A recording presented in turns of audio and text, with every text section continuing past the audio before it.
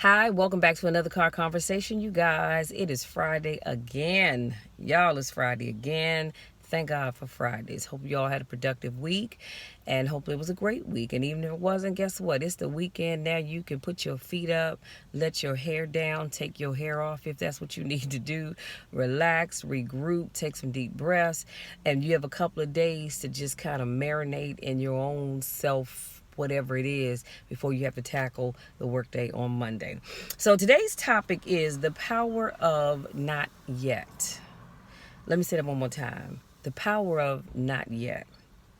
And so I looked up the word not yet, and it's an adverb. And it's used to describe that something is expected to happen but has not at that very moment. That's powerful. So here's some things that a list of things that I came up with. And so the first question I asked for some of you, not everybody, but are you rich? And when somebody asks you that question, you don't say no. And if you are, that's cool. You say that.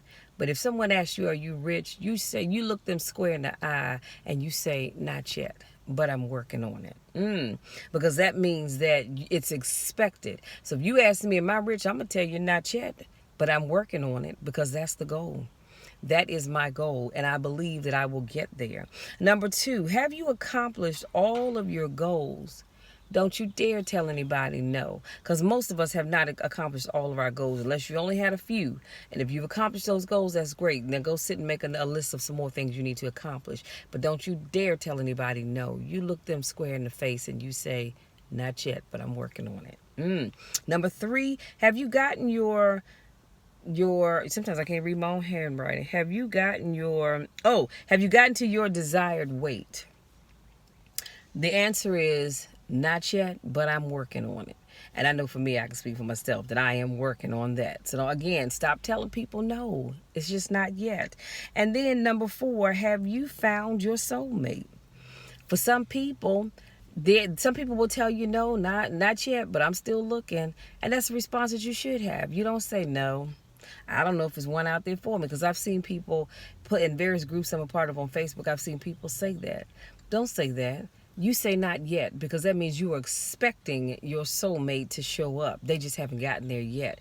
And chances are, guess what? I'm going to let you in a little secret. Your soulmate may be somebody that you see on a regular basis, or somebody that's already in your life. You just haven't realized it because you have blinders on. So what I need you to do is remove the blinders so that you can see what's really going on around you.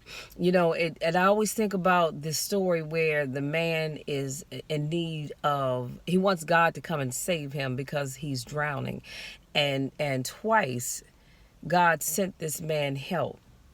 But because it didn't come in the form that he thought it should come, he turned it down and was like, Lord, I need you. I'm waiting for you. And God said, well, I sent on the help twice, but you turned it away.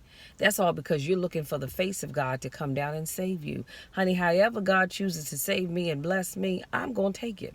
And I truly believe that when God puts people into my life, that's him answering my prayers for things that I've talked to him about. So never, ever turn away something not knowing if that's the thing or the person that God has sent for you. I got a little off track, but that's all right. Y'all get where I'm going with this. And number five, are you living your dream life? Some of you are, some of you not. But guess what? Your answer to that is not yet, but I'm working on it. Now, I know some of you are probably saying, well, Michelle, what's the difference? What difference does it make if I just say no as opposed to saying not yet? Well, when you say no to these questions, you're just saying no, flat out no, and that's it. But when you say not yet, that lets people know that it hasn't happened just yet, but you're expecting it to happen. That's the difference. That's why I encourage people, never just say no. Always say not yet. And then here's your bonus. Are you all that God has called you to be? I don't know about you, but I've not arrived. I have not arrived just yet. I am a work in progress, and I will tell people that in a heartbeat because I am. So you ask me, am I all that God has called me to be? Not yet. I'm a work in progress, but I'm going to get there. Let me give you a quick recap, and I promise I'll let you be. So today we talked about the power of not yet, and I shared with you that the term not yet is an adverb. It means that something hasn't happened, but you are expecting it to happen. And so I gave some examples, and I put those in the description box. But I gave some examples of things that people might ask you, and I want you going forward when people ask you questions, and you could easily say no. Don't say no, say not yet. That's what I need you to do. Start saying not yet. Stop saying no. Because no, when you say no, see, here's what happens. When you say no to something, you put a period there. Michelle, are you married yet?